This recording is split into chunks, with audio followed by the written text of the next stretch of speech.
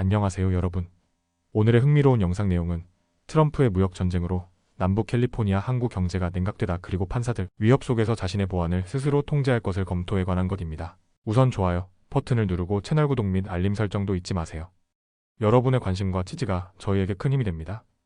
첫 영상은 미국 경제와 국제 무역의 최전선, 바로 캘리포니아 항구 도시에서 벌어지고 있는 현실에 대해 전해드리겠습니다. 이 내용은 미국의 유력 경제지 월스트리트 저널의 보도를 바탕으로 정리한 것입니다. 요즘 남부 캘리포니아의 로스앤젤레스와 롱비치 항구는 예전 같지 않습니다. 수천 개의 컨테이너가 오가던 이곳이 지금은 한산합니다. 항만 노동자들의 근무일은 줄었고 트럭 운전사들은 일거리를 찾기 위해 길 위를 떠돕니다. 그 이유는 바로 트럼프 대통령의 무역 정책, 특히 중국과 유럽을 겨냥한 고율 관세 조치 때문입니다.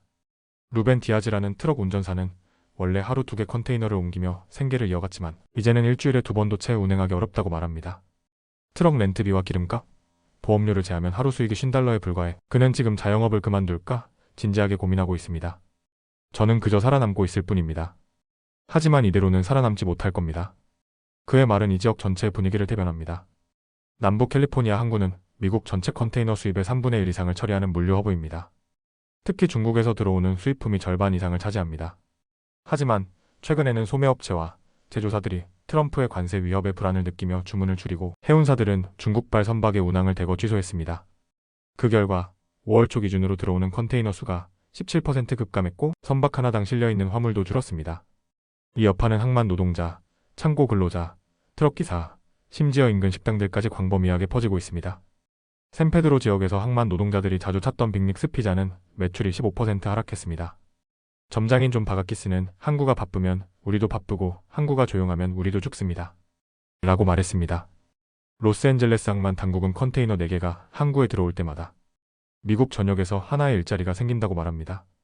하지만 최근에는 부두 근로자들이 주 56일 근무하던 것이 34일로 줄었고 파트타이머들은 일감이 아예 사라졌습니다. 창고도 마찬가지입니다.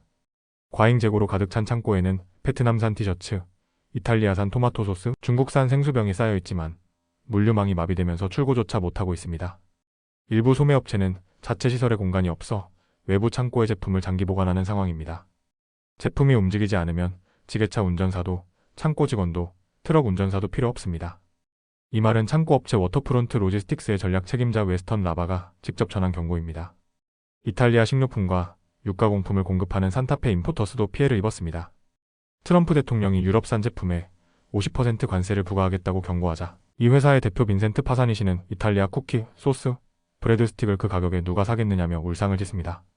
그의 회사는 이미 매출이 15에서 20% 감소했고 직원 근무 시간도 20% 감축했습니다.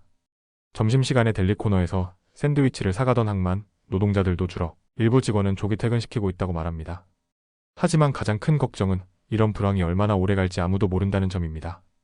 최근 중국산 제품에 대한 관세가 145%에서 30%로 완화되긴 했지만 로스앤젤레스 항만청의 진세로카 전무이사는 그 정도로는 항구가 완전히 회복되기 어렵다고 말했습니다. 30%도 여전히 높은 수준이고 무역의 미래는 여전히 불확실하다는 겁니다. 남부 캘리포니아의 물류 경제는 단순히 상품의 이동만을 의미하지 않습니다. 항만, 트럭, 창고, 식당, 그리고 수십만 명의 가족의 생계가 연결된 고리입니다. 그리고 지금 이 고리는 느슨해지고 끊어지려 하고 있습니다. 로스앤젤레스 카운티 경제개발공사의 최고 경영자 스티븐 청은 이렇게 말합니다. 우리는 중국과의 교역에 가장 많이 의존하는 지역입니다. 그래서 무역 전쟁이 시작되면 가장 먼저, 가장 깊게 타격을 입는 곳이죠. 그게 오늘도 저를 잠 못 들게 만듭니다. 지금까지 트럼프 대통령의 관세 정책이 어떻게 미국 최대 항만의 경제, 생태계를 흔들고 있는지를 함께 살펴봤습니다. 다음 영상은 월스트리트 저널이 보도한 한 편의 충격적인 기사를 바탕으로 미국 사법부가 직면한 전례 없는 위기에 대해 말씀드리겠습니다. 미국의 연방 판사들이 신변 보호를 둘러싼 긴장감 속에서 자체 보안 체계 도입을 논의하고 있다는 사실, 여러분은 알고 계셨나요? 올해 3월, 워싱턴에서 비공개로 열린 사법회의에서 약 50명의 연방 판사들이 모였습니다. 그 자리에서 다뤄진 가장 중대한 주제는 다름 아닌 우리는 더 이상 안전하지 않다는 두려움이었습니다. 실제로 최근 몇 년간 연방 판사들에 대한 위협은 2배 이상 증가했습니다. 피자 배달을 가장한 협박, 폭탄 위협, 그리고 SNS를 통해 퍼지는 가정, 주소 공개까지 이 모든 것이 실제 연방 판사들과 그 가족들을 향하고 있습니다. 대법관 에이미 코니 베럿의 가족은 판결 이후 단 며칠 만에 위협을 받았고 출생 시민권 관련 판결을 내린 한 판사는 SWAT 팀의 조사를 받는 지경에 이르렀습니다. 이런 위협의 배경에는 트럼프 대통령의 공개적 비난과 탄핵 요구가 있습니다.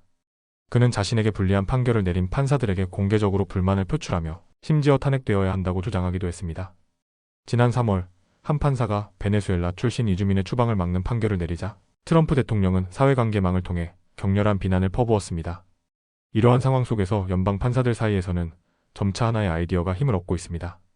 그것은 바로 행정부 소속인 연방보안관 대신 사법부 자체적으로 보안 인력을 운용하자는 제안입니다.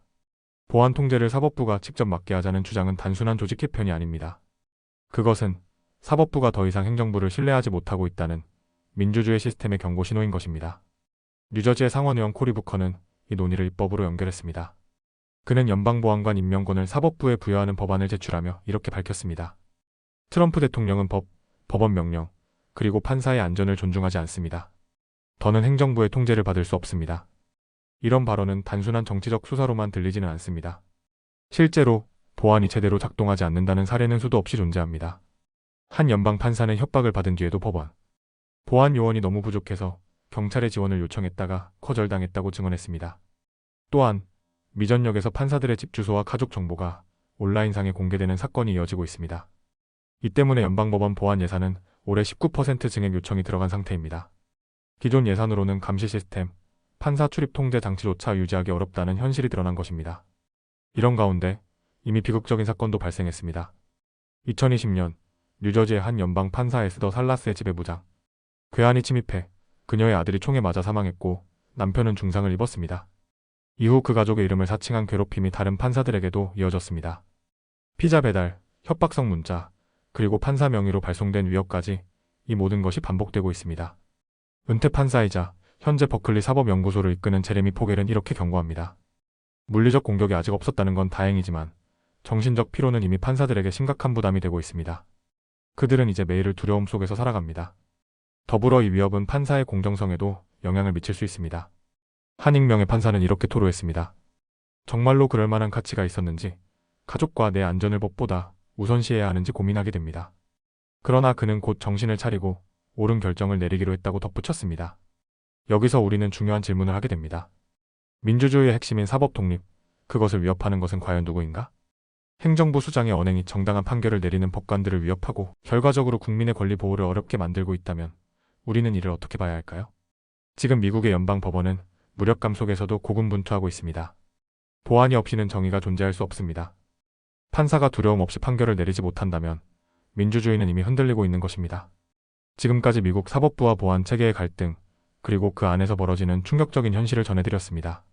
오늘은 여기까지입니다. 다음 영상에서 더 유익하고 흥미로운 내용으로 찾아뵙겠습니다. 이 영상은 투자 의견이 아닙니다. 매우 감사합니다.